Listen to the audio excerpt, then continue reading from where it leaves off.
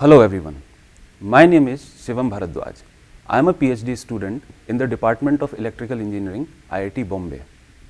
So today I am here with you all to discuss a very important concept from linear algebra which is directly applicable to wavelets.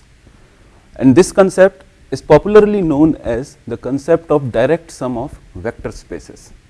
Now I will be giving you the definition of as to what this operation is, and I will be giving you two examples. One example will be from finite dimensional vector spaces and another example will be from infinite dimensional vector spaces.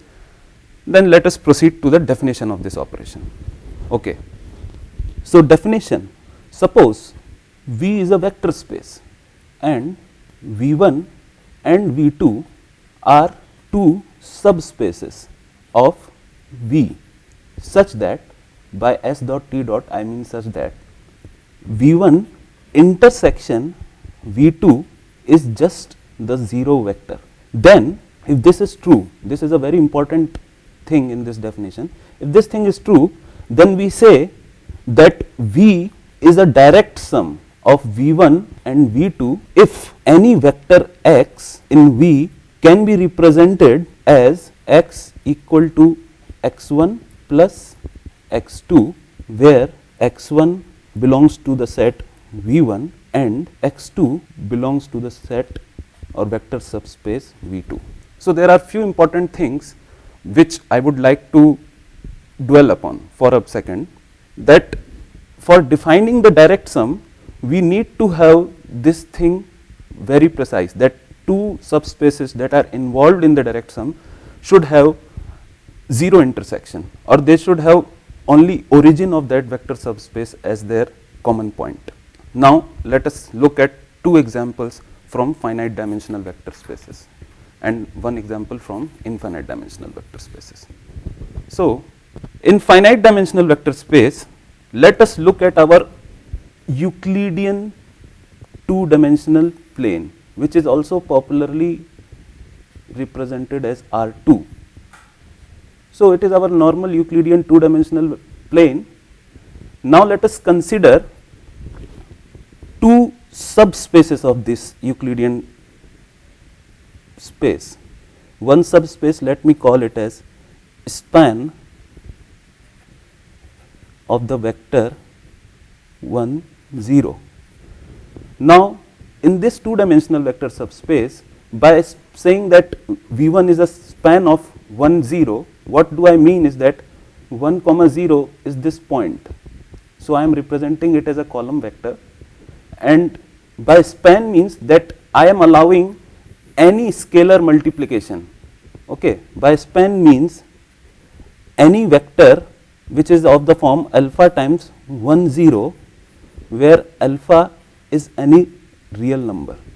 So if you think on this for a second, you will realize that I am talking of this whole real axis which runs from minus infinity to plus infinity. And let us consider another vector subspace which is given by span of 0 comma 1.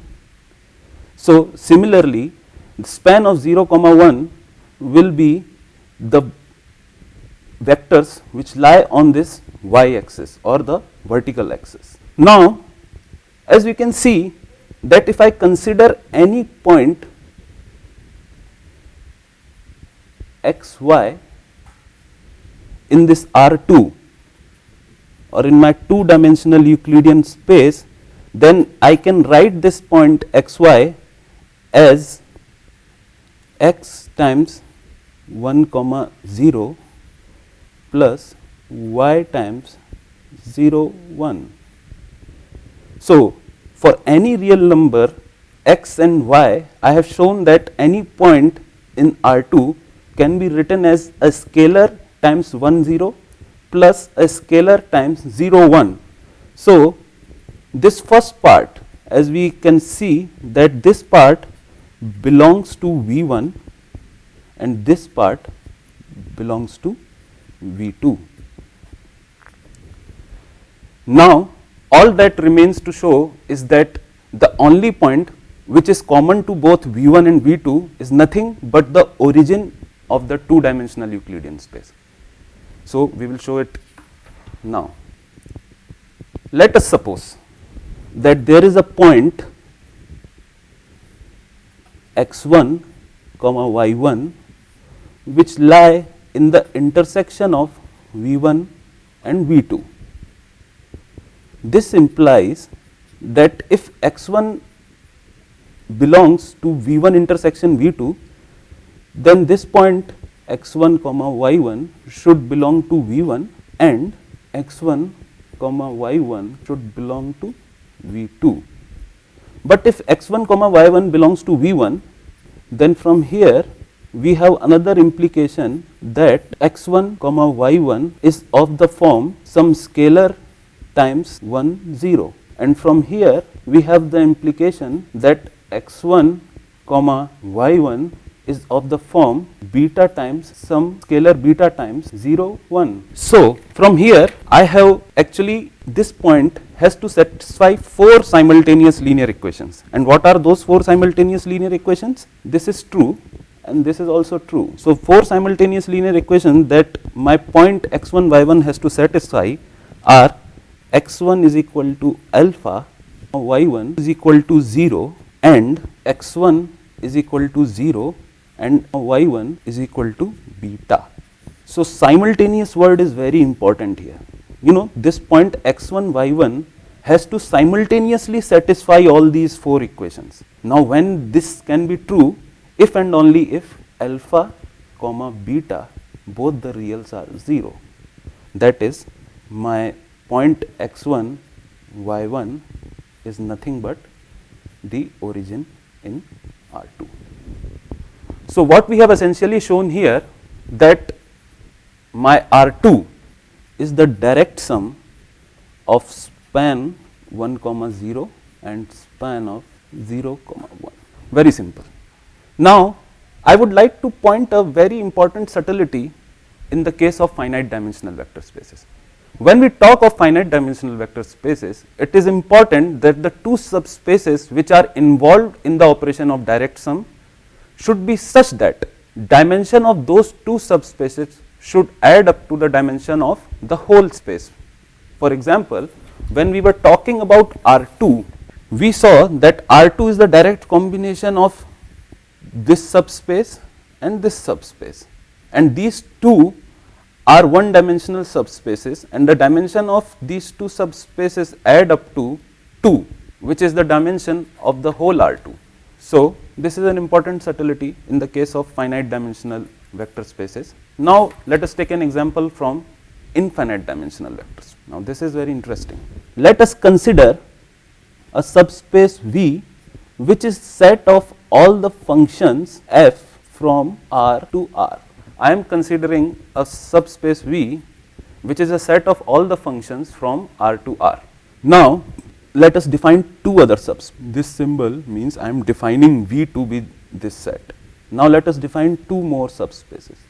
One subspace is V1, which is the set of all the functions f1 such that f1x is equal to f1 of minus x. Okay. So, this is the subspace of all the even functions. I am defining another subspace V2 of all the functions f2 such that f2x is equal to minus 2 of minus x. So, this is the set of all the odd functions. Note here that in both these cases x, I am talking about x in R. So, what I will be showing that any function which is a mapping from real number to real number is actually a direct sum of functions from set of even function and a function from the set of odd function. So, let us show that. Now, consider a function g of x. Now, here g I am taking as an element of V. Now, we know that any g can be written as half times g1x plus g2x, okay, where g1x is equal to g of x plus g of minus x, and g2x is equal to g of x minus g of minus x. Now, this is a very elemental thing that we all must have studied in our basic calculus course. So, note here that g1 is an even function, because if in the place of x we go ahead and substitute minus x, then what we will get is g1 of minus x is g of minus x plus g of minus x, which is g of x, which is again equal to g1 of x. So, this part is even function. By EV I mean function even, and this part can therefore be shown as an odd function. Now, what we have shown here, that any element of V of the vector subspace V can be represented in the terms of element from the vector subspace V1, which is g1x, and element from the vector subspace V2, which is g2x. Now, for showing that this is actually a direct sum, okay, what remains to show is that the only function which is common to both V1 and V2 is nothing but zero function. Okay. So, what is zero function? Zero function is a function which for all the argument x gives you the value 0. This is a zero function. So, let us take a function f which is in the intersection of V1 and V2. So, if f is in the intersection of V1 and V2, this implies that f belongs to V1. This is true, then this implies that f of x is equal to f of minus x. And if f belongs to intersection of these two subspaces, then this also implies that f is in V2, which implies that f of x or f of minus x is nothing but minus f of x. So, what do we have here? We have here basically these two equations. Now, these two equations, if you look at closely, then these two equations are true if and only if 1 and 2 are simultaneously true. This simultaneously word is very important.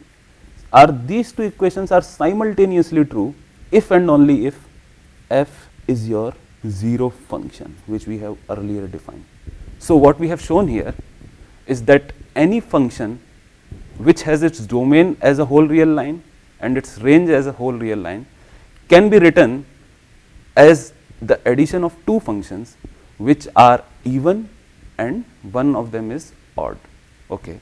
So, now this direct sum operation, I think if you all want to read about it more, then you can, there are various books on linear algebra actually which you can consult.